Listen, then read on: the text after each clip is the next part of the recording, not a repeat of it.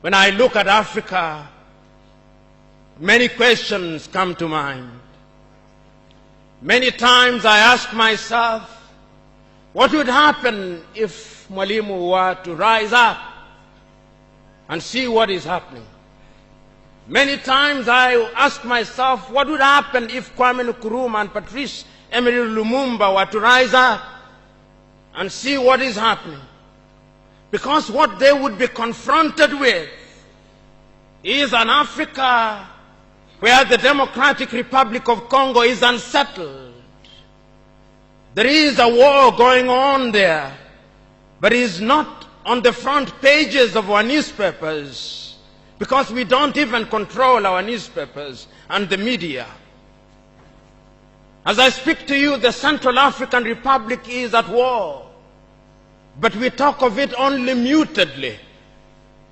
As I speak to you now, in South Sudan, the youngest nation in Africa, the Nuer have risen against the Dinka. As I speak to you now, Eritrea is unsettled. As I speak to you now, there is an ease in Egypt as there is an ease in Libya. In Niger, it is no better. In Senegal, in the Casamance, it is no better. In Somalia, it is no better. Africa is at war with herself. This is what they would be confronted with. They would be confronted with an Africa which statisticians and romantic economists say is growing, but which in truth is stagnated. That is the Africa that they would be confronted with. They would be confronted with an African which, as Professor Mlama intimated in our presentation here, is an African which is suffering from schizophrenia. He does not know herself. They would be confronted with an African whose young men and women have no interest and low love for their continent. They would be confronted with an Africa where young men and young women are constantly humiliated at the embassies of European countries and at the United States of America as they seek the almighty green card. They would be confronted with an Africa where young men and women from Niger, Nigeria, Senegal, Mali, and Mauritania drown in the Mediterranean as they seek to be enslaved in Europe. This time round, Africans are not wailing and kicking as they are being taken away to be enslaved. They are being seen wailing and kicking as they seek to be enslaved in Europe and America. This is the tragedy of Africa. They'll be confronted with an African where people have lost their self-pride. An Africa where Africans are not proud of their things. An Africa where in the hotels of Dar es Salaam or Nairobi, even food has foreign names. When we fry potatoes, we call them French fries, even when they are fried in Dar es Salaam. That is the Africa that they would be confronted with. They would be confronted with another Africa. An Africa which does not tell her story. An Africa whose story is told by Europe and America, the CNN, Radio Deutsche Welle, Radio France. That is the Africa they would be confronted with. They would be confronted with the young men and women who have no pride in Africa. When they want to enjoy themselves, they sing the praises of football teams from Europe and America. It is Manchester United. It is Arsenal. It is Real Madrid. And Barcelona, not Yanga, not Mufulira Wanderers, not Gor Mahia, not FC Leopards. No. That is the Africa that they would be confronted with. They would be confronted with an Africa which does not enjoy its theater and drama.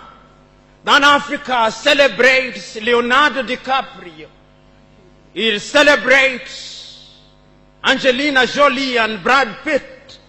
The Africa does not celebrate Genevieve Naji of Nigeria or Rita Dominic or Lou Jacobs of Nigeria. It does not celebrate Bongowood or Nollywood or Riverwood. It celebrates Hollywood. That is the Africa with which they would be confronted. They would be confronted with African women whose greatest source of joy is cheap grade B Mexican soap opera, La Patrona, La Mujer de mi Vida, The Rich Also Cry. Why must we remind ourselves of these realities? Because throughout the ages, the battle has always been the battle of the mind. And if your mind is conquered, then you are going nowhere. And that is why in the ages of enlightenment in Europe, the great René Descartes said, cogito ergo sum, I think, therefore I am. And therefore, if Africans are to begin to make a contribution in their affairs, Africans must begin to think. But the question is, are we thinking? We have universities in their numbers. Tanzania has universities including Dar es Salaam. Nairobi has universities, as indeed Kampala, as indeed South Africa, Johannesburg. We have all these universities. We have engineers. But our roads are not being made by Tanzanian civil engineers. It is the Chinese who are present in this assembly who are making our roads.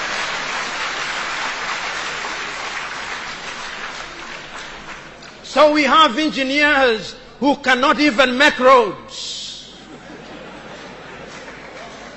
We have doctors whom we have trained. But when we are sick, particularly if we are of the political class, depending on who colonized you, if you are colonized by the United Kingdom, you rush to London. If you are colonized by the French, you rush to Paris. If you are colonized by the Portuguese, you rush to Lisbon. And if you are colonized by the Spaniards, you rush to Madrid, Spain. And recently, because the Asians are beginning to get their act together, we run to India. And very lately, because the Arabs are also beginning to get their act together, we run to Dubai. Notwithstanding that we have the Kenyatta hostels of this country, the Muhimbilis of Tanzania, the Chris Hani Baragwanaths of South Africa, and the Mama Yemos of Kinshasa in Zaire or the Democratic Republic of Congo, but we have no faith in our doctors. In the area of education, we also don't have faith. Our political class introduced something that they call free education, but it's free indeed, free of knowledge.